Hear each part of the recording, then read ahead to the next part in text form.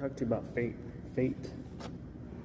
And faith is a substance of things hoped for, of evidence of things not seen. So we're not walking by blind faith, we're walking by evidence, right? We have evidence of things that we cannot see, right? So what is the evidence? The birds, right? The fact that nothing just can happen for nothing, right? Everything has an order, every mathematical sequences, the universe, right? It just didn't happen, right? A human eye and a human heart, and what came first, right? We know that there is a God, right? There's a creator.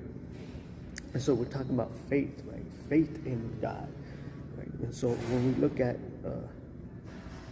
Jesus, we know that Jesus talks about three types of faith, right? He talks about three types of faith, right? He says one faith was no faith, right? The second one is little faith, and the third one is great faith. He talks about three types of faith: no faith, little faith, and great faith. I ask you, where do you land in that? So let's talk about little faith in Mark 4, right? Mark 4:40. It says, right? Mark 4:40 says, but he said to them, why are you so fearful? How is it that you have no faith? No faith. How is it you have no faith?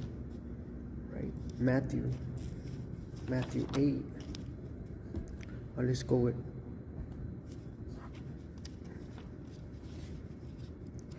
Matthew 8:26 says, but he said to them, why are you fearful, O you of little faith? Why are you fearful, or you of little faith? What is he talking about? Look at, so it says, but he said to them, why are you fearful, you of little faith? Then he arose and rebuked the wind and the sea, and there was great calm. So the men marveled, saying, who can this be, that even the wind and the sea obey him? So the storm was happening, right? And Jesus was asleep. Jesus was asleep, and the storm was happening. Now, wake up, we're dying. The water's overtaking us, right? And Jesus gets up, and he says, why do you fear, you of little faith? And then he rebukes the wind. So what was more important? The storm being stopped, or their little faith? He confronted their little faith. It was more important that he